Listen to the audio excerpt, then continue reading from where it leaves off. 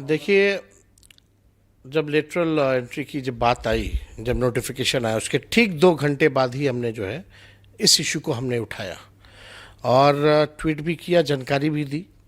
और ये साबित होता है कि केंद्र में बैठे हुए लोग, चाहे प्रधानमंत्री हों, ये सब दलित विरोधी लोग हैं, आरक्षण विरोधी लोग हैं, संविधान विरोधी लोग हैं। ये लोग आरक्षण को ख़त्म करना चाहते हैं, संविधान को ख़त्म करना चाहते हैं।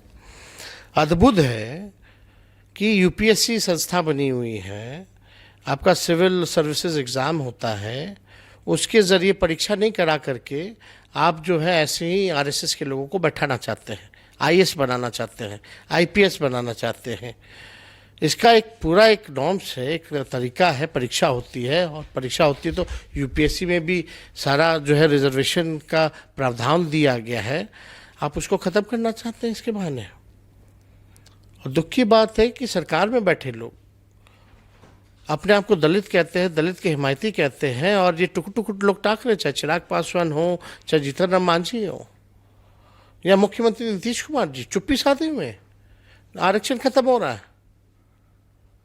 तो ये बड़ा दुख की बात है। रामविलास पासवान जी आज होते तो शायद ऐसा नहीं होने देते।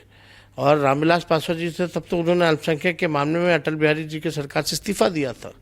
ये लोग तो केवल मलाई सत्ता का भोगना चाहते हैं, इन लोगों से कुछ होता नहीं है। आज देखिए, ये इतना बड़ा इशू है कि आप जो है आरएसएस के कहने पे, यानी आरएसएस के संघ के लोगों को ही आप नियुक्त करना चाहते हैं। पॉलिसी मेकिंग और डिसीजन मेकिंग में ये लोग नहीं चाहते हैं कि back bencher of the society, चाहे पिछड़ा हो, अति पिछड़ा हो, दलित हो या आदिवासी हो, ये लोग उस पद पे बैठे। ये लोग, भाजपा के लोग चाहते हैं कि ऐसे लोग जो हैं शौचालय में बैठे, ना कि सचिवालय में बैठे। इसका हम लोग पुरजोर विरोध किया है, आगे भी हम लोग करेंगे। और कई ऐसे मामले अभी आप देखिएगा, केवल लेटरल एंट्री की बात ही नहीं, अभी आप देखिए एकल पद कर दिया गया। ये कृषि विभाग का नोटिफिकेशन है, ये कृषि विभाग का नोटिफिकेशन है। इसमें लगभग 360 से ज़्यादा पदें हैं और एकल पद के बहाने आरक्षण को ख़त्म किया जा रहा है। ये नया तरीका, एक नया फॉर्मूला भाजपा के लोगों ने अपनाने का काम किया। इसमें अगर आप पढ़ेंगे तो साफ साफ लिखा था, all the vacancies are unreserved, reservation orders are not applicable. इसका क्या मतलब है? कृषि मंत्री कौन है भारत का? ओबीसी सत्ता का क्या आते हैं, शिवराज चौहान क्या कर रहे हैं? प्रधानमंत्री अपने आप को पिछड़ा का बेटा बोलते, वो क्या कर रहे हैं भाई? ये तो सवाल खड़ा हो रहा है ना। यानी शिवराज चौहान खाली कहने को पिछड़े, नरेंद्र मोदी खाली कहने के लिए, वोट के लिए, और आप गला दाबने का काम कर रहे हैं ओबीसी समाज का, दलित समाज का, आदिवासी समाज का। ये क्या है? ये एंट्री, ये क्या है नोटिफिकेशन? इसमें तो रिजर्वेशन होगा ही नहीं। साफ साफ इसमें बोल्ड लेटर्स में लिखा गया है, हाईलाइट किया हुआ है कि आरक्षण अनरिजर्व्ड है, ये सारी सीटें। इसलिए इसका हम लोग जो है पुरजोर जो है विरोध करते हैं। ये सरकार पिछड़ा, दलित, आदिवासी विरोधी है, आरक्षण और संविधान विरोधी है। क्या आरएसएस का एजेंडा है या बीजेपी का एजेंडा है कि आरक्षण को धीरे धीरे खत्म किया जाए? प्राइवेट सेक्टर में तो आरक्षण है, ये इसका मतलब क्या है? लेटरल एंट्री का मतलब क्या है? एकल पद का मतलब क्या है? ये तो आरक्षण है ही नहीं ना। इसमें तो साफ भारत सरकार की कृषि विभाग की चिट्ठी है। ये तो कह रहे हैं कि 360 से ज्यादा जो पदे हैं उसमें जो है आरक्षण है ही नहीं, लागू ही नहीं होगा। साफ तौर पे किया गया है।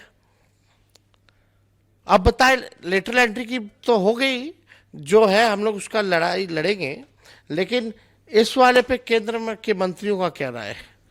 इस पे चिराग पासवान, जीतन राम मांझी क्यों नहीं बोलते? नीतीश कुमार क्यों नहीं बोलते? ये लोग सत्ता का केवल मलाई भोग रहा है। इन लोगों को संविधान, आरक्षण से, गरीब तबके से कोई मतलब नहीं है। आप लोगों ने आवाज उठाया तो डीओपीटी ने चिट्ठी लिखा है यूपीएससी को कि वो जो एडवर्टीजमेंट और लेटर एंट्री का, उससे विड्रॉ करने के लिए। ये डीओपीटी मंत्रालय ने कैसे यूपीएससी निकाल दिया? फिर पहले भी एक चिट्ठी निकाली है जिसका यूपीएससी ने पालन नहीं किया, वो हमारे पास है, हम दिखा देंगे। लेकिन यूपीएससी कैसे निकाल दी? यानी सरकार की बात नहीं सुन रही। क्या चल रहा है ये ड्रामा पूरे देश में? ऐसा आज तक हुआ है कि आप जो आईएएस आईपीएस जो है ऐसे ही बना दोगे? बिना परीक्षा क्या, बिना आरक्षण का? आज तक इतिहास में ऐसा नहीं हुआ। क्या कुछ खास लोगों को लाने की कोशिश? एकदम संघ के लोगों को लाना चाहते हैं, बैठाना चाहते हैं अपने लोगों को। और ये लोग पॉलिसी मेकिंग, डिसीजन मेकिंग में नहीं चाहते। दलित समाज के लोग बैठे, पिछड़ा, अति पिछड़ा समाज के बैठे, आदिवासी बैठे कोई। अगर आप ये वीडियो YouTube पर देख रहे हैं तो हमारे चैनल को सब्सक्राइब करें और बेल आइकन को दबाना ना भूलें। अगर आप Facebook पर ये वीडियो देख रहे हैं तो हमारे पेज को लाइक करें।